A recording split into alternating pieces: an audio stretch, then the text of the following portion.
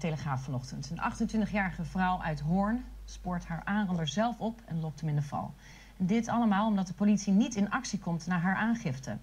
De verdachte blijkt een Somalische asielzoeker van wie in de tussentijd de verblijfsvergunning ook nog verlengd werd. Het slachtoffer wil zelf anoniem blijven, maar misdaadjournalist Mick van Wely sprak haar uitvoerig en schreef daar ook over. Dat is het stuk in de Telegraaf vandaag. Mick, wat is er precies op die avond gebeurd? Dat we even begrijpen wat de achtergrond is van deze zaak. Ja, het is een vrouw in Hoorn, die was die avond op stap, half oktober. En op een gegeven moment wilde ze 's ochtends naar huis gaan en iemand bood haar een lift aan. Een man op de fiets, op haar eigen fiets. En zij is met hem meegegaan, goed van vertrouwen. En halverwege ging die man in één keer koos hij op een andere route. En zij vond het raar en ze vroeg daar naar. En op dat moment had ze ook een vriend die ze kende van een taxi, had ze aan de telefoon. En ze zei, nou haal me toch maar op, ik voel het niet helemaal goed. En die man zegt, mijn huis. En toen raakte ze in paniek. En ze sprong van de fiets af, wilde snel 112 bellen. Op dat moment krijgt ze een klap. Volgende moment wordt ze wakker in de bosjes. De handen van die man om haar nek.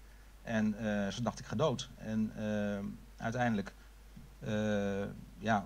werd die man verstoord of wat voor manier dan ook. En zij kon wegrennen en de taxi kwam eraan en zij is toen gered.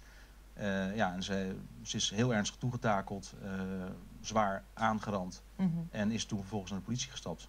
Ja, dan wordt het nog erger eigenlijk als we de afwikkeling daarvan zien. Ik wil even, want de zaak komt vrijdag voor en zij heeft een slachtofferverklaring geschreven, afgelegd. Ja. Zij wil natuurlijk zelf hier niet zitten, maar ze heeft dat aan jou gegeven en ze heeft toestemming gegeven voor mij om daar een stuk uit voor te lezen.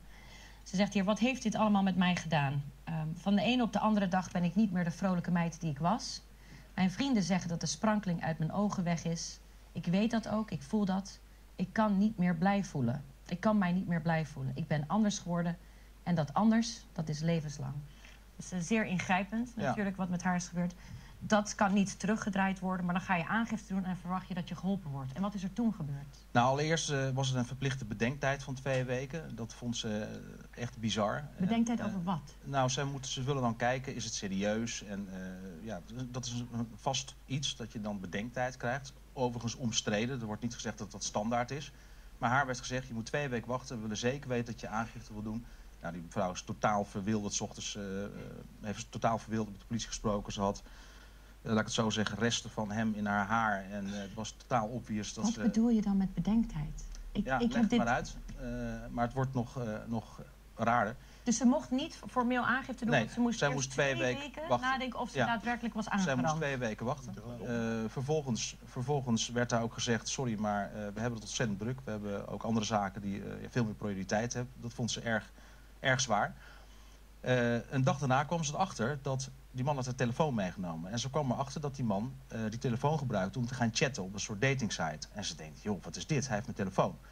En ze had een app, Find My iPhone, en ze kon precies zien waar die man was.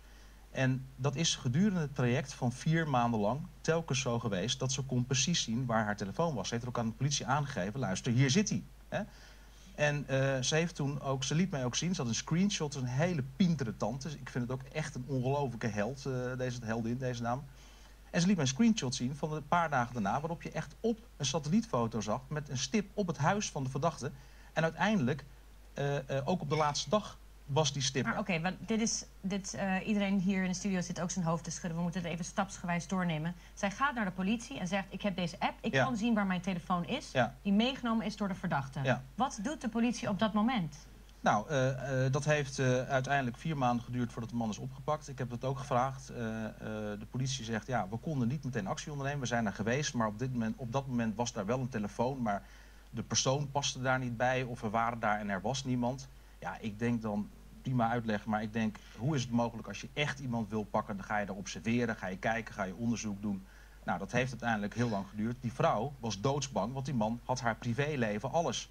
En uiteindelijk heeft ze in december, ze zat maar te wachten, heeft ze gedacht, ik ga een val zetten. En wat heeft ze gedaan? Ze heeft zich voorgedaan op een datingsite als een andere vrouw. En is met die man in contact gekomen. En die man hapte meteen toe. En toen heeft ze een ontzettende slimme truc toegepast. Ze vroeg aan hem, kun je een selfie sturen? En vervolgens kijkt ze op haar telefoon. Want ze had een telefoonnummer van iemand anders gevraagd. En ze ziet in één keer dat hij een foto stuurt van zichzelf gemaakt met haar telefoon. En ze ziet in één keer haar belager, aanrander. Het is zeer confronterend dat geweest. hij het was, dus heeft ze die selfie laten Nou, sturen. dat is die foto. Je ziet ze herkennen, die man had zelfs hetzelfde t-shirt aan als hij die avond had. Het was voor haar erg zeer confronterend. Nou. En op dat moment is ze weer naar de politie gegaan en zeggen: jongens, hier, ik heb dit. Vervolgens zit in een urinoir. Nee, het is nou, dat is ook zoiets. Het is wel grappig, zij is zo erg gaan rechercheren dat vrienden van haar herkenden dit als een sportschool en zijn er ook heen gegaan en wisten ook dat hij daar ook sportte. Dit is niet aan de andere kant van de wereld, dit is vlakbij waar zij woont. Dit is vlakbij waar zij woont. En we hebben het over maandenlang, dat hij zich ophoudt in haar omgeving met haar telefoon. Klopt. En in al die tijd wordt hij niet opgepakt, verhoord, noem maar op. Nee, en uiteindelijk heeft ze dus dit plan klaar aangeleverd. En ze heeft dan ook nog een mail gestuurd met: ik ben echt doodsbang, alsjeblieft, hier is het bewijs, ga ermee aan de slag. Dat is half december en uiteindelijk wordt hij half februari dan opgepakt.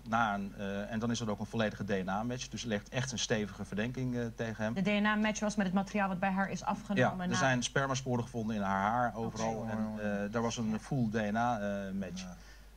Ik was natuurlijk erg benieuwd wat de politie daarvoor over wilde zeggen. Vragen, ja. En het OM deed de woordvoering. De politie wilde aanvankelijk helemaal niks. Uiteindelijk na de publicatie vandaag werd ik in één keer gebeld en wilden ze wel het een en ander vertellen. Wat ik eigenlijk wel apart vond. Ja, en het relaas van de politie is, moet je luisteren, we kunnen niet meteen iemand oppakken. Je moet bewijs hebben. We zijn er wel degelijk aan de deur geweest. Ik begrijp dat ze zeggen, ga je te snel iemand oppakken, dan kan hij weer op straat komen wegens gebrek aan bewijs. Dat snap ik.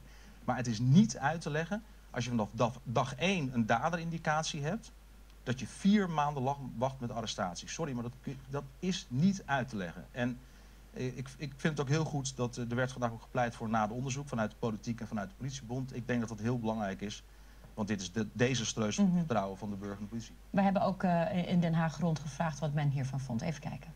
Mevrouw van Torenburg, u sloeg vanmorgen de wakkere krant open van Nederland. Wat dacht u toen u dit las? Ik dacht, hoe is het in vredesnaam mogelijk? Dat als een dader blijkbaar op een presenteerbaardje kan worden aangereikt, dat het dan nog niet lukt om hem op te pakken. Ik begreep er helemaal niks van. Je eigen verkrachtingszaak oplossen is vreselijk. Dat het je overkomt is verschrikkelijk. En vervolgens ook nog helemaal in de kou staan, dat is onbegrijpelijk. En dat zou ook echt niet mogen gebeuren in een land als het onze. Maar als dit verloop van zaken te wijten is aan het feit dat de politie er geen zin in had, of het heeft onderschat, of heeft gedacht, geen prioriteit, ja, dan heb je een schandaal te pakken natuurlijk. Wat voor kamervragen gaat u stellen? Nou ja, natuurlijk aan de minister of hij met de korpsleiding in overleg gaat hoe dit heeft kunnen gebeuren. En vooral hoe hij ervoor gaat zorgen dat het niet meer gebeurt. Met jouw ervaring, Mick, wat zou je zeggen dat de verklaring is voor dit soort nalatigheid bij de politie? Nou, ik denk dat dat heeft te maken met een groot probleem. Dat is gewoon een groot gebrek aan capaciteit. Kijk, het gaat natuurlijk niet over een fietsendiefstal. Het gaat over een zeer ernstig zedenmisdrijf. Wat heeft die man in de tussentijd nog gedaan? Of wat zou die kunnen hebben gedaan?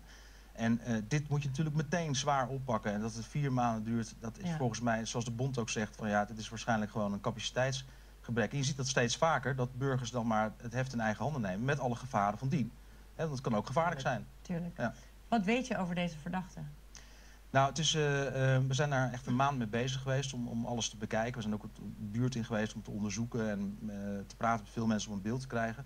Ik heb zijn Facebookpagina bekeken. Ik ben echt heel erg geschrokken. Je zag alleen maar gewelddadige video's van IS, van Gaddafi. Een kinder met een soort door een bijl gespleten hoofd. Nou, hele rare, nare foto's. Ik schrok echt. Ik denk, dit is echt een idioot. Dit is iemand die geboren is in Somalië, hier naartoe is gekomen. Ja. In de periode dat de aangifte is gedaan door het slachtoffer en de tijd dat hij is opgepakt. Daartussen, in die tussenliggende periode, is zijn verblijfsvergunning verlengd. Ja, zijn verblijfsvergunning in december verlengd.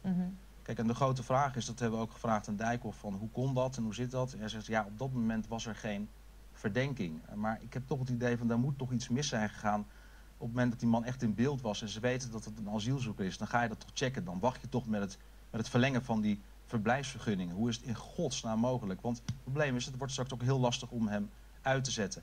Het is nu zo dat er echt een veroordeling moet komen van 1 jaar, onherroepelijk. En dan kan hij worden uitgezet. De verdachte staat aanstaande vrijdag voor de rechter. Mick, dankjewel.